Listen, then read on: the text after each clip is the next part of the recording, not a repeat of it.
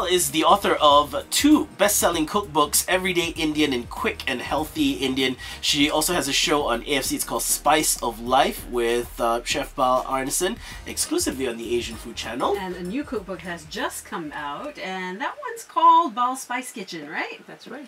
Okay, before we get into all that, you know, you went from being a single mother who's struggling in a homeless shelter with your daughter, and you also, you know, were struggling with the language. Did you, at any point in those early years, have any inkling that one day you would become a TV chef, a book author, and have a master's degree in education? You don't know. I had no clue, and I actually just 2 weeks ago, a month ago actually, I was asked by Disney Production to collaborate with Oprah Winfrey and Steven Spielberg's brand new movie 100 Journey.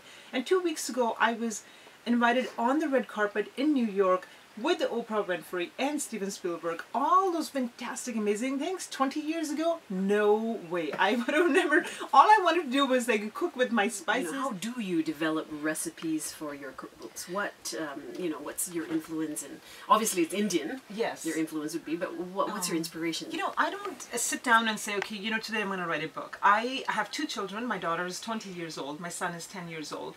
And for me, it is, I cook breakfast and lunch and dinner, so I'm constantly cooking. And every time I cook something and my kid's like, oh my God, Mom, this is so good.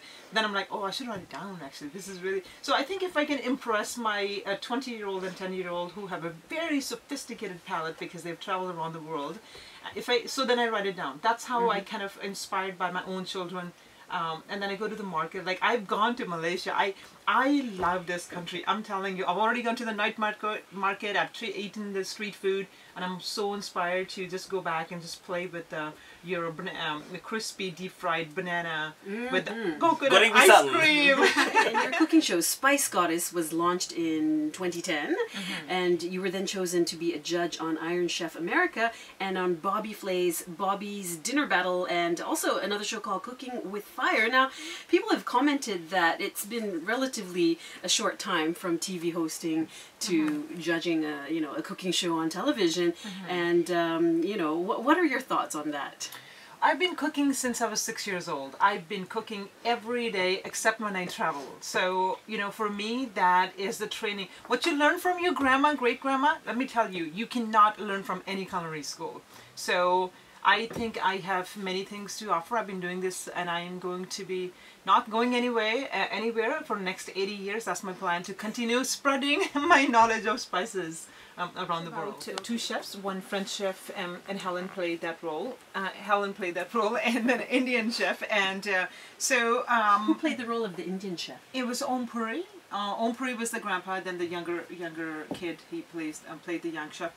And then when the movie was finished, the PR company, Disney Production, contacted me directly. And my assistant said to me, she said, I think it's a joke. My God, can you believe Oprah Winfrey's people, you know, Steven Spielberg. Did you fire your assistant? And I was like, no. It's just like, you know, I was in Philadelphia, actually, and I was at the airport. And she goes, Bal, you know, you should, you know, this is what's happening. So we contacted. And what was happening, so because it was the food-related, chef-related movie, so they asked me to promote. So every time they sent a press release out to promote the movie, my recipe went with it.